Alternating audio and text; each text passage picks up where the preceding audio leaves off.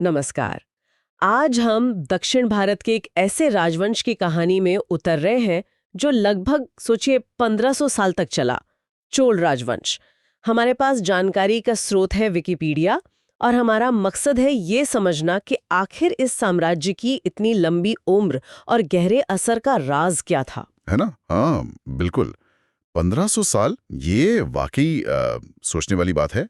करीब 300 ईसा पूर्व से शुरू होकर मान लीजिए 1279 ईस्वी तक।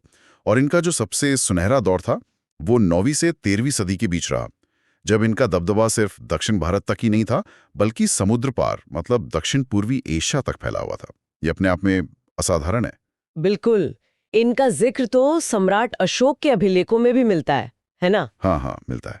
तो संगम युग में करिकाल जैसे शुरुआती राजाओं के बाद एक दौर ऐसा आया जब ये थोड़े पृष्ठभूमि में चले गए।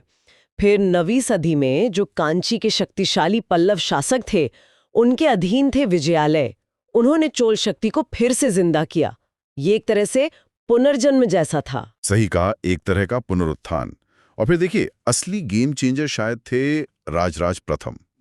उन्होंने चोल साम्राज्य को सही मायनों में एक बड़ी ताकत बनाया। उन्होंने दक्षिण के कई जो उनके प्रतिद्वंदी थे, जैसे चेर, पांड्या राजा, उनको हराया। श्रीलंका के उत्तरी हिस्से पर भी कब्जा किया और अपनी नौसेना की ताकत दिखानी शुरू की। अच्छा।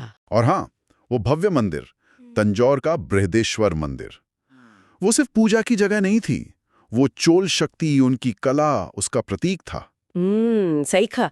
उनमें क्या बात थी जो उन्हें इतना प्रभावी शासक बनाती है? शायद दूरदृष्टि, संगठन क्षमता। हाँ बिल्कुल, दूरदृष्टि और संगठन क्षमता तो थी ही। और उनके बेटे राजेंद्र प्रथम, उन्होंने तो इस विरासत को और भी ऊंचाइयों पर पहुंचा दिया। सोचिए, एक तरफ तो उनकी सेना गंगा नदी तक पहुंच गई, उत्तर भारत में चोल शक्ति का सीधा ऐलान था ये। हाँ, ये कमाल था। और दूसरी तरफ उन्होंने एक बड़ी नौसैनिक मुहिम भेजी। कहाँ? दक्षिण पूर्वी एशिया के शैलेंद्र साम्राज्य के खिलाफ। उस जमाने में ये समुद्री व्यापार मार्गों पर नियंत्रण की कोशिश, क्या गजब की सोच रही होगी। ये नौसैनिक अभियान तो कमाल का रहा होगा, है ना? यकीनन, यकीनन। उस दौर के हिसाब से ये एक बहुत बड़ी, बहुत साहसिक सैन्य कार्रवाई थी। उनकी समुद्री ताकत का लोहा मनवा दिया उन्होंने। बाद में भी शासक आए, जैसे कुलोत्तुंग प्रथम। उन्होंने क्या किया कि चोल और पूर्वी चालुक्य वंशों को मिला दिया, साम्राज्य को संभाले रखा, चीन तक अपने दूत भेजे। हालांकि हाँ, उनके समय में श्रीलंका जरूर हाथ से निकल गया। शायद ये भविष्य की चुनौतियों का एक संकेत था। इतने बड़े साम्राज्य को चलाने के लिए एक मजबूत व्यवस्था तो चाहिए ही होगी। बिल्कुल चाहिए थी। और उनकी शासन व्यवस्था वाकई दिलचस्प थी। हाँ, मैंने भी पढ़ा।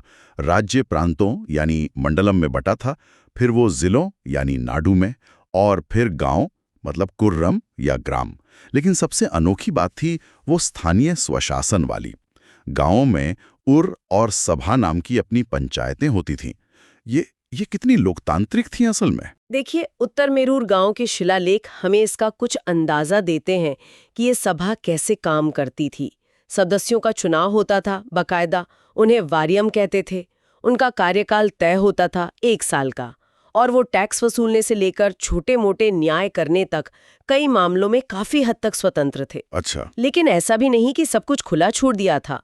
एक कुशल केंद्रीय नौकरशाही भी थी, पेरुंदनम, शिरुदनम, एक व्यवस्थित टैक्स सिस्टम था।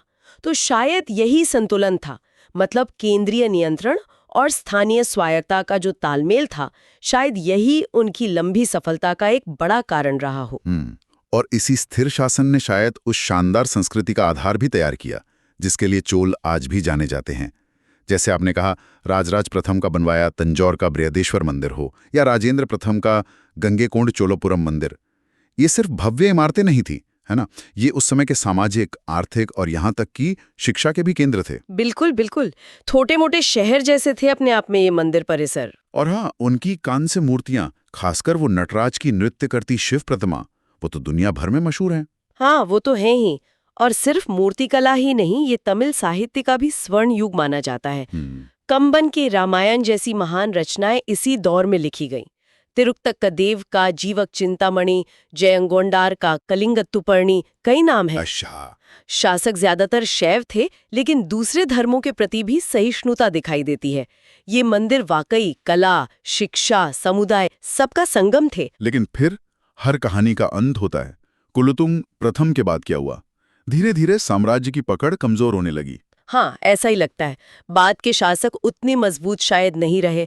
उन्हें मदद के लिए दूसरे राज्यों पर निर्भर होना पड़ा, जैसे होयसलों पर। दक्षिण में पांड्य शक्ति फिर से उभर रही थी। उन्होंने चोलों को कई बार हराया भी। हाँ, मैंने पढ़ा कि राजा राजराज तृतीय को तो बंदी भी बना लिया गया था। जी बिल्कुल। तो अंदरूनी कमजोरियां बढ़ रही थीं, बाहरी दबाव बढ़ रहा था।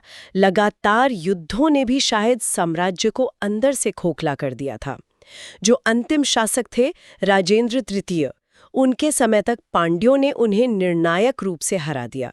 और फिर रही सही कसर वो 14वीं सदी की शुरुआत में उत्तर से मलिक काफूर के आक्रमण ने पूरी कर दी।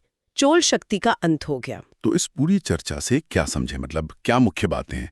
चोल राजवंश असाधारण रूप से लंबा चला, ये तो साफ है। हाँ। और उनकी सफलता के पीछे मजबूत सैन्य शक्ति, खासकर उनकी नौसेना, एक अनोखी प्रशासनिक व्यवस्था जिसमें केंद्र और स्थानीयता का संतुलन था, सही, और एक बेहद समृद्ध सांस्कृतिक विरासत, इन सब का बड़ा हाथ था। बिल्कुल। और एक आखिरी बात जो सोचने पर मजबूर करती है, वो है चोलों की सभा प्रणाली। आज भी जब हम विकेंद्रीकरण या जमीनी स्तर पर सामुदायिक भागीदारी की बात करते हैं, तो वो मॉडल हमें कुछ सिखा सकता है।